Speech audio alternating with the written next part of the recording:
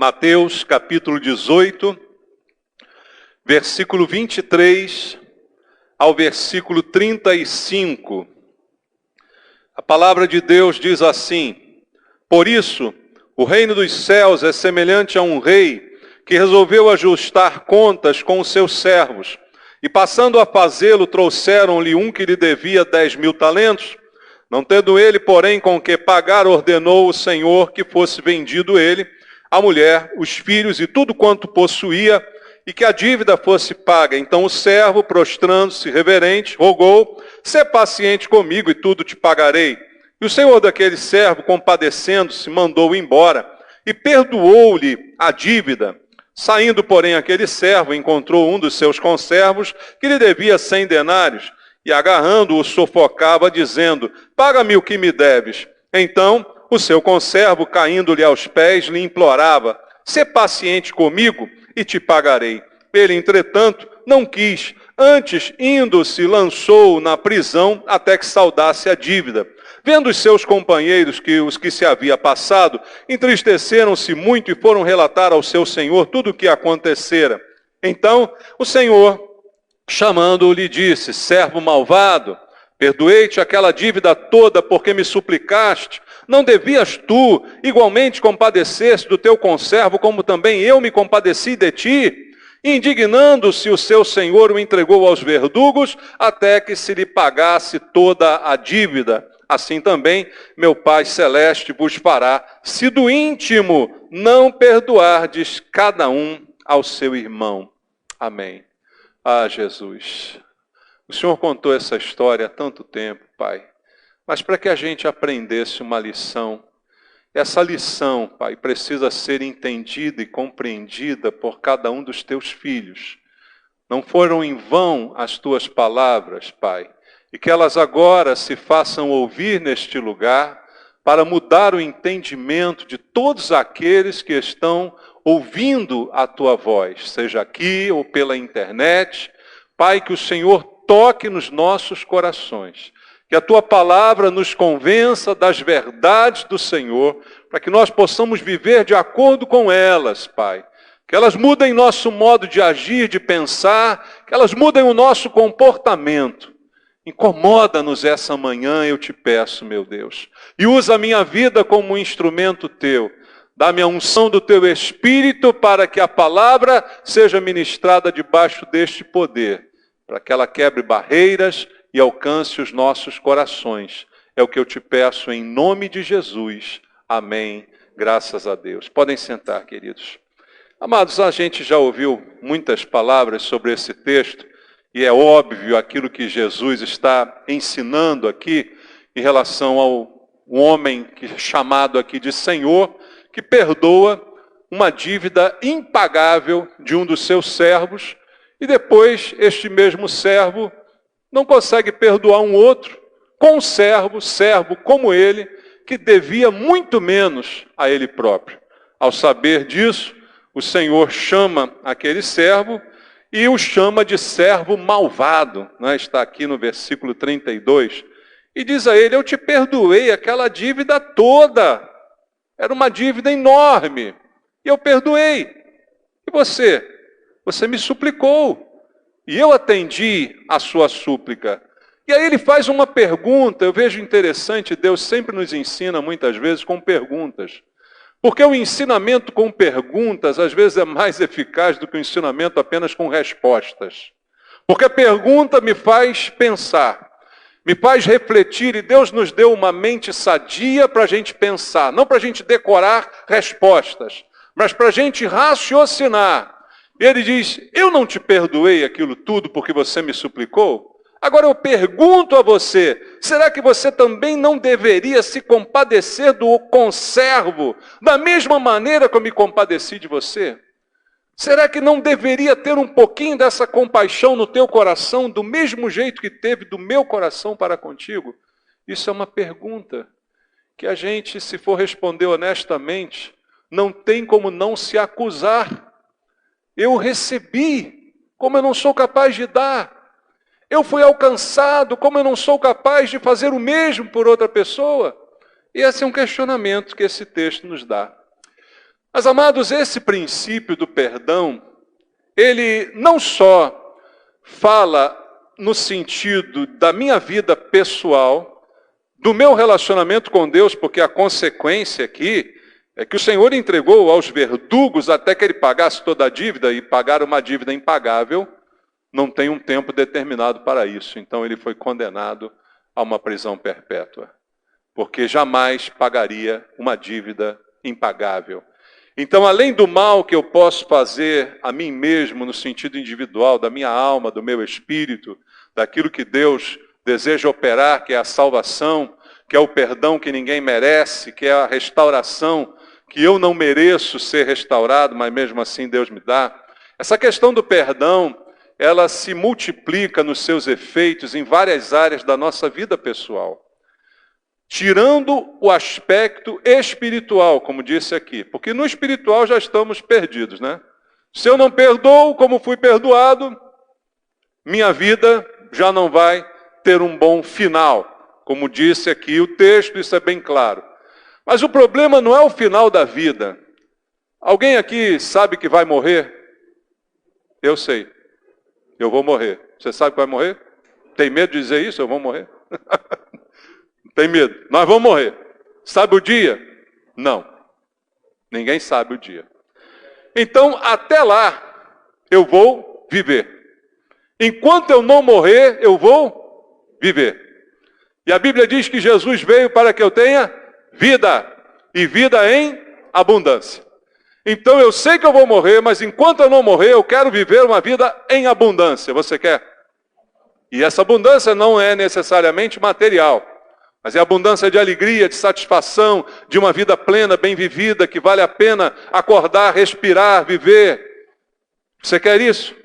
Então eu acho que todos os nossos dias têm que valer a pena, irmãos. Será que vale a pena você acordar de manhã, abrir os olhos? Dar uma respirada? Meu pulmão está livre. Eu consigo respirar. Isso não vale a pena? Acordar, ter um pão com café para tomar, não vale a pena. Então eu preciso viver cada dia, como se fosse um dia que o Senhor fez, como diz a Bíblia, e é verdade. A misericórdia dele se renovou sobre mim, essa é a razão de eu não ter sido consumido. Por isso, abri meus olhos, pude viver. Então Deus tem um plano para que cada um de nós viva uma vida que valha a pena.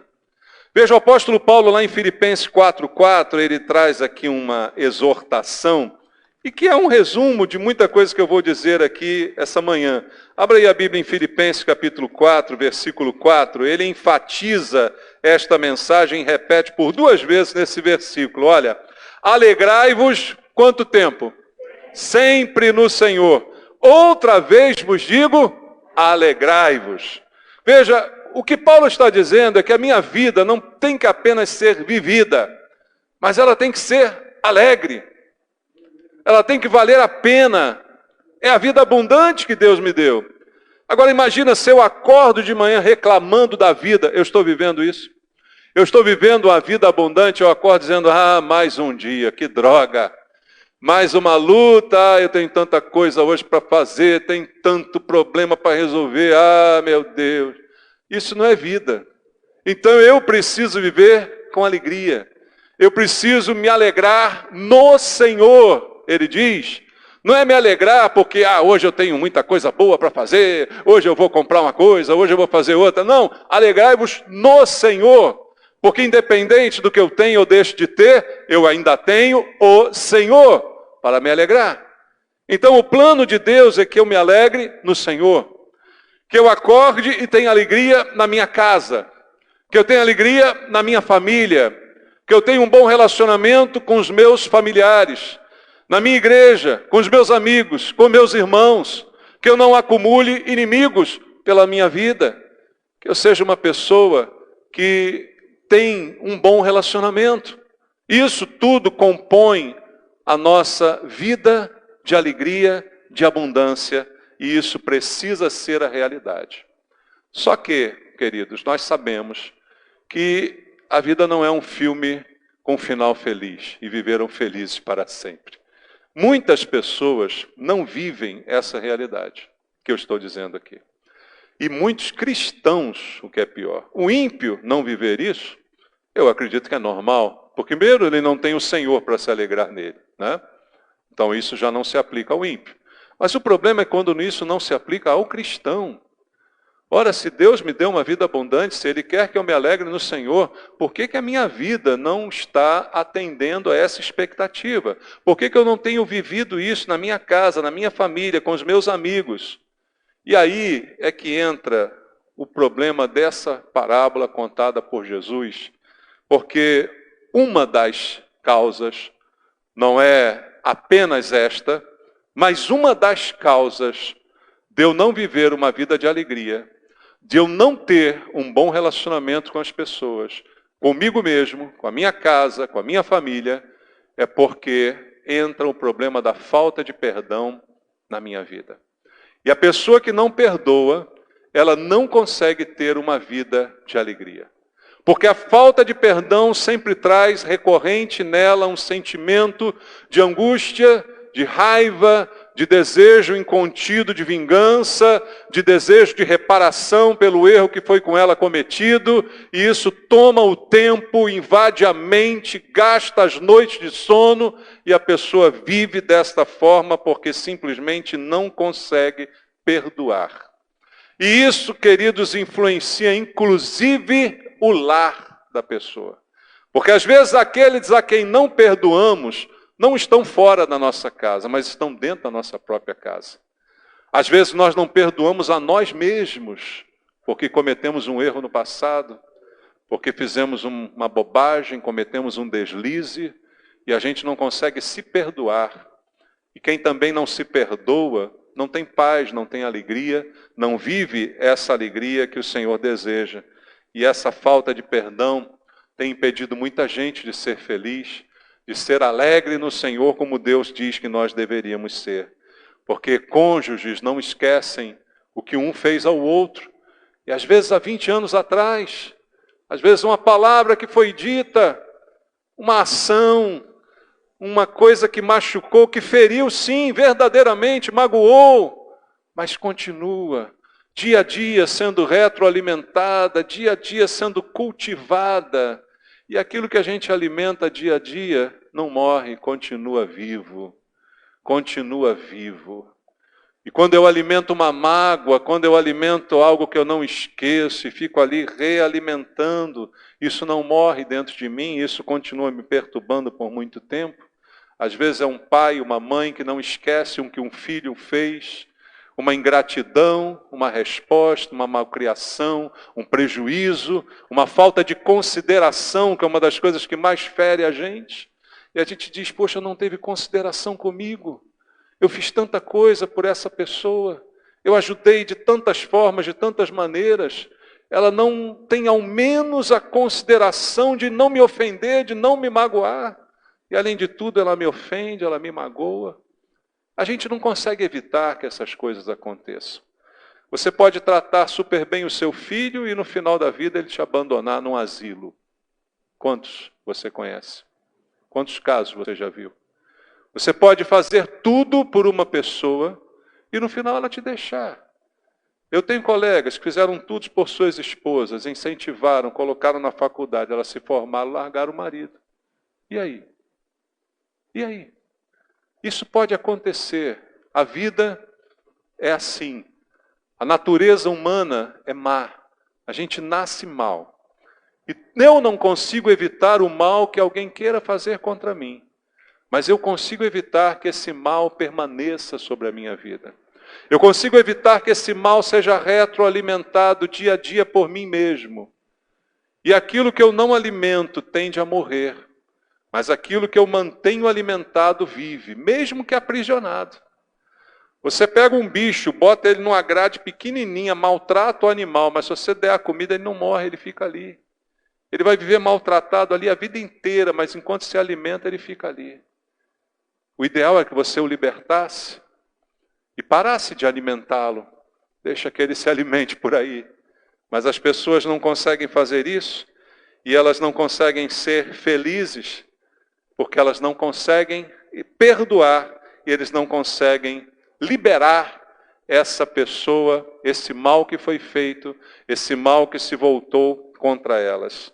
E uma coisa que esse texto me diz, e aí serve de um alerta, é que a falta de perdão não é apenas um prejuízo para mim, mas ela é também um pecado diante de Deus. Deus coloca isso como pecado. Então, às vezes, a pessoa se coloca numa posição de vítima ao dizer, eu fiz tudo, eu abençoei, eu beneficiei, eu fui uma pessoa boa e eu colhi a maldade, eu colhi a traição, eu colhi a ofensa. Mas agora, se você não pecava, está pecando. Porque agora você se tornou mal. Veja o que Jesus disse aqui, servo malvado. O malvado não é o outro que devia. O malvado é o que não perdoou. O malvado é o que alimentou, é o que guardou aquele sentimento. Então você se torna um malvado se você não perdoa. Além de qualquer problema, você traz um pecado para a sua vida e isso precisa ser encarado de frente por nós. E algumas pessoas dizem aquela célebre frase, né? Eu perdoo, mas eu não esqueço. Irmãos, isso não é novidade, porque perdoar não é esquecer. Perdoar é lembrar, mas não sentir mal quando lembra. Isso é o perdão. Por quê? Você não vai esquecer de alguma coisa. Já disse isso várias vezes aqui. Você não é um computador que simplesmente você dá um comando lá, del, backspace, e aquilo apaga. Não. Você não é um computador que tem uma memória que pode ser apagada. A tua memória está lá. E a qualquer momento ela pode ser acessada pela sua CPU, que é a sua cabeça. Você tem acesso a ela, ela está lá. E não há como apagá-la porque você não é um computador. Mas você pode sim lembrar daquilo e aquilo não te fazer mal. Lembrar daquilo e aquilo não te dar nenhum desejo de vingança. E aquilo não alimentar em você nenhum sentimento de tomara que aquela pessoa um dia receba de volta a mesma coisa que me fez. Então você pode lembrar, mas de uma maneira que isto não te afete. E a melhor maneira de esquecer, entre aspas, é substituir a memória. É evitar pensar. Para que eu vou pensar no que me faz mal? É aquela história que eu já contei também várias vezes do ressentimento. É sentir de novo, ressentir. Sinto uma coisa ruim e quero sentir de novo. Você já sentiu dor de barriga? Já? Alguém aqui já teve dor de barriga? Daquelas bravas? E você fica no banheiro e não sai dele um tempão. Quer sentir novamente agora? Vou orar por você. Não? Ninguém quer sentir. Já bateu a canela na quina da mesinha de centro e viu as estrelas, viu os planetas, viu tudo? Quer sentir novamente? Não quer sentir novamente. Então a gente não quer sentir de novo sentimentos que você sabe que não foram nada agradáveis. E por que você fica de novo querendo sentir aquilo que a pessoa te fez? Eu sei que você não merecia, eu sei que você fez tudo de bom, eu sei que você era uma pessoa ótima, mas ela fez isso com você. E agora você não tem que lembrar disso. E se lembrar, não deixe que isso te traga de volta outros sentimentos ruins. E aí a única solução, se você não consegue, tem gente que diz, pastor, mas eu não consigo. A pessoa fica naquela luta, eu não consigo. Consegue sim. Se você não consegue esquecer de um jeito, faça de outro, substitua. Ocupe a tua mente com aquilo que é bom. Cabeça vazia é a oficina do diabo, já ouviu esse ditado? Porque está vazia, você começa a pensar em besteira. Não tem nada de bom para pensar, você vai pensar na pessoa que te magoou. Ah, ela está lá bem agora, olha só, fez tudo isso comigo, olha lá, está lá bem. Ah, não, ela tem que perder o emprego, não, ela tem que ter um problema na vida dela, não é possível que essa Covid não pegue nela. Não pode. Não dá, meu irmão. Não dá, você pega e todo mundo não pega nessa desgraça. Não pode ser assim. Não pode ser desse jeito. Você não pode ficar alimentando isso. E a única maneira para que isso não aconteça, olha só, Filipenses, capítulo 3. Várias vezes já falei desse texto maravilhoso de Paulo aqui. Filipenses, capítulo 3, versículo 13 e versículo 14. Irmãos, Quanto a mim, não julgo havê-lo alcançado, mas uma coisa faço, esquecendo-me das coisas que para trás ficam, e avançando para as que adiante de mim estão, prossigo para o alvo, para o prêmio da soberana vocação de Deus em Cristo Jesus. Ou seja, Paulo, ele diz assim, o meu passado vai ficar para trás. Embora eu possa me lembrar dele se eu quiser. Ninguém esquece o passado, irmãos. Eu posso me lembrar de onde eu vim, o que eu passei, a infância que eu tive. Todo mundo pode lembrar disso. Mas eu não posso deixar essas coisas me prenderem ao passado.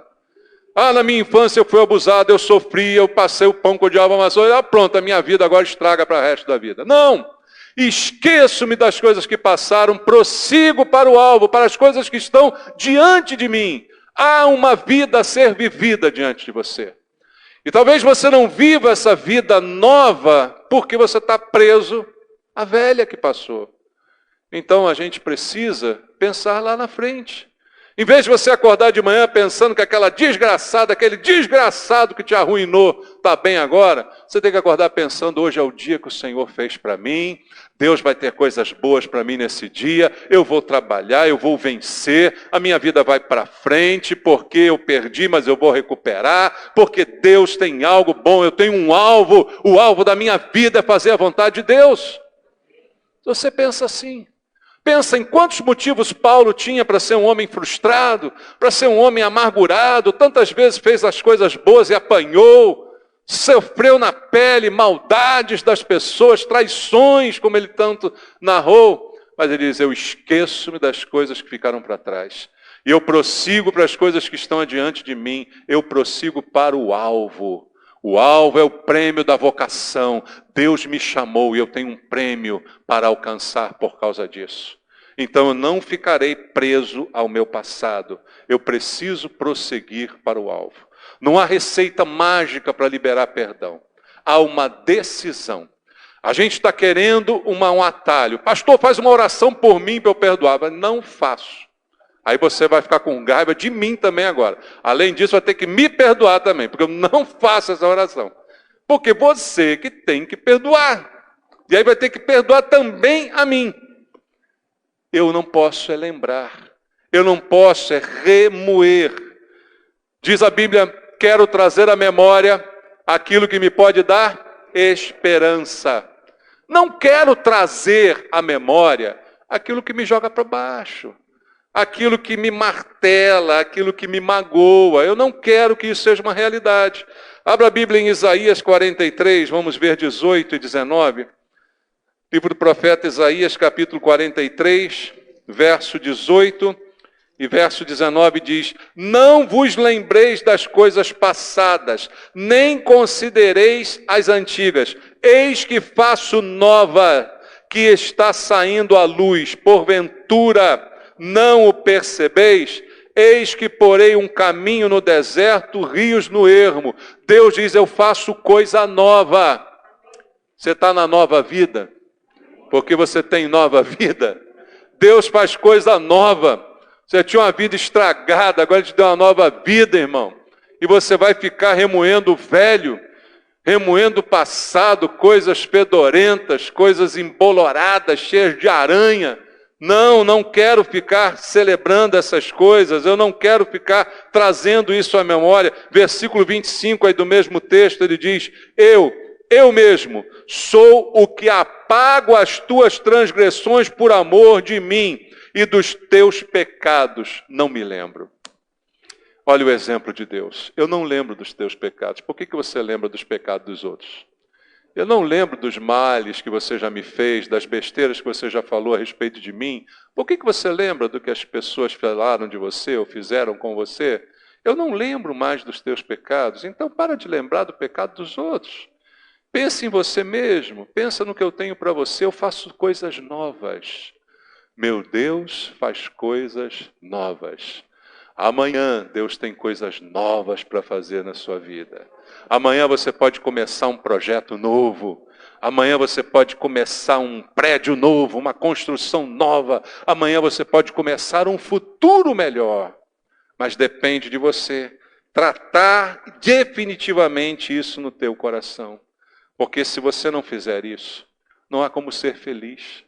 Não há como ter um casamento feliz. Não há como ser uma pessoa feliz. Não há como ser um empregado feliz. Não há como ser um pastor feliz. Não há como ser um diácono feliz. Nada, você nada vai ser feliz, porque sempre você vai estar preso a essas coisas. E a consequência, veja Deus falando em Salmo 32. Salmo 32, Deus fala da consequência de eu não liberar esse perdão. Versículo 3 do Salmo 32.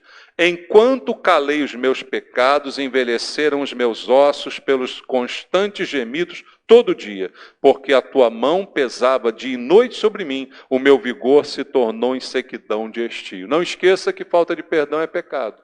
Se é pecado, Deus está contra você. Enquanto você permanecer nesta situação, e enquanto isso acontecer, você vai sentir os seus ossos doerem.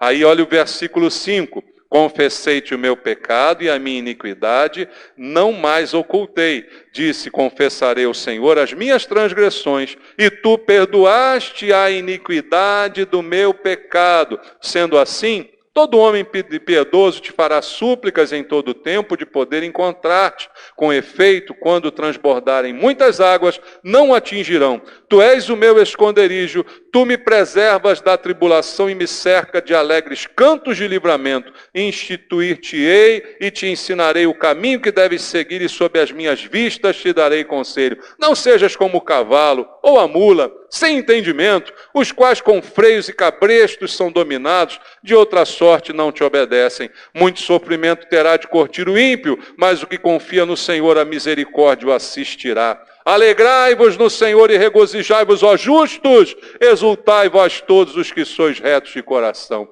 Você quer alegria ou você quer viver igual um cavalo e a mula? Você quer ser um homem feliz, uma mulher feliz, ou quer ser, como disse aqui, o malvado da história? Não, amados, eu não fui chamado para ser o malvado. Eu não posso ser assim. A gente precisa entender de uma vez por todas que isso não é o que Deus tem para mim. Eu não posso viver nessa prisão que significa a mágoa que fica no meu coração. E uma reflexão antes da gente terminar. Que cada um de nós aproveite essa mensagem. Porque eu creio que todos nós aqui temos uma reflexão a fazer. Quem é que eu tenho que perdoar? Talvez a gente diga assim, já perdoei todo mundo, tal. Pesquisa lá dentro do teu coração. Pesquisa lá no fundo. Será que não tem alguma coisa ainda da qual você se lembre que faz você ficar enjoado? Que faz você se sentir mal de uma coisa que a pessoa fez contra você? É essa pessoa que você lembrou agora. É ela que tem que ser perdoada. É essa situação que veio à tua memória agora que precisa ser tratada do teu coração. Que precisa ser simplesmente extirpada. Quem sabe você não tem que perdoar a sua esposa agora, hoje. Quem sabe a esposa não tem que ser perdoada. Quem sabe o seu marido não precisa ser perdoado hoje. Mas ele não merece, pastor. Irmão, ninguém merece o perdão. Se fosse questão de merecimento, todos nós estávamos condenados. A salvação é pela graça, não é por méritos, para que ninguém se glorie. Ninguém merece ser perdoado, mas Deus nos manda fazer isso. Para o nosso próprio bem, para o bem da nossa família, para o bem do nosso casamento. Ter uma família feliz, perdoe seu esposo. Ele grita, ele não tem consideração, ele não tem ternura, ele é irresponsável, ele vive sem tempo. Perdoe. A esposa, ela é gastadeira, ela não cuida da casa, ela é fria no sexo, ela é aborrecida, ela é isso, ela é aquilo. Perdoe se você quer ser feliz. Sabe aquela história, é melhor ser feliz do que ter razão? Você já ouviu isso? É melhor ser feliz do que ter razão. Às vezes a gente quer ter razão e briga com todo mundo porque eu tenho que fazer valer. É melhor ser feliz do que ter razão. É hora de perdoar o seu filho que vai mal no estudo, o seu filho que é irresponsável, que é desobediente, que é inquieto, que é rebelde. Talvez ele seja assim porque você não deu nele o suficiente. Talvez você tenha uma parcela de culpa nisso. Então, dá uma perdoada nele. Dá uma perdoada para que isso melhore. Agora eu vou dizer, você tem que perdoar o sogro e a sogra. Ah, pastor, até a jararaca, sim. Até a jararaca. Ela tem que ser perdoada. Você tem que perdoar, sabe? A gente chega numa idade, aí não sabe mais o que está fazendo. Perdoa. É chata, né? Protege o filho, acha que o filho ainda é dela. Deixa, ela não sabe de nada, ele é seu. O filho dela é seu, ela não sabe disso. Mas deixa para lá, perdoa ela. Perdoa aquele sogro chato, perdoa. O cunhado. Ai, cunhado não, pastor, cunhado é demais. Irmão, perdoa. É um pecado que precisa ser confessado e deixado. A Bíblia diz em Provérbios 28:13 que aquele que encobre as suas transgressões jamais prosperará, mas o que as confessa e deixa alcançará misericórdia. E é o que eu preciso, é o que nós precisamos, misericórdia. Deus tem misericórdia de nós, tem misericórdia da nossa vida, mas para isso eu preciso confessar o meu pecado. Eu preciso confessar a Deus, como disse o salmista no Salmo 32, que a gente leu. Eu preciso dizer a Deus, eu não posso calar os meus pecados, porque enquanto calá-lo, eu não terei paz, os meus ossos vão doer, eu não terei noites de sono. Mas quando eu confessar e deixar, as coisas vão ser melhores. Quando você perdoar na sua casa, a sua família, quando você perdoar aquele amigo de trabalho, aquele colega, aquele irmão da igreja, tudo isso vai passar. Já pensou em me perdoar também? Me perdoar é mais difícil, né? Porque eu sou pastor, você espera muito de mim. Um erro meu vale muito mais do que o erro de qualquer outro. Mas eu peço a você, me perdoa também.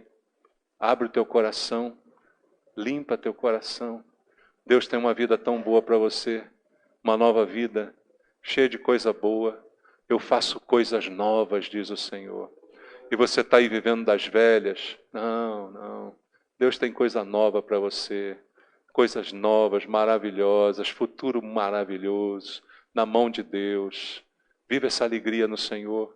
Viva essa abundância de vida. Amém? Vamos orar? Vamos falar com Deus? Pai, eu quero viver isso, Senhor.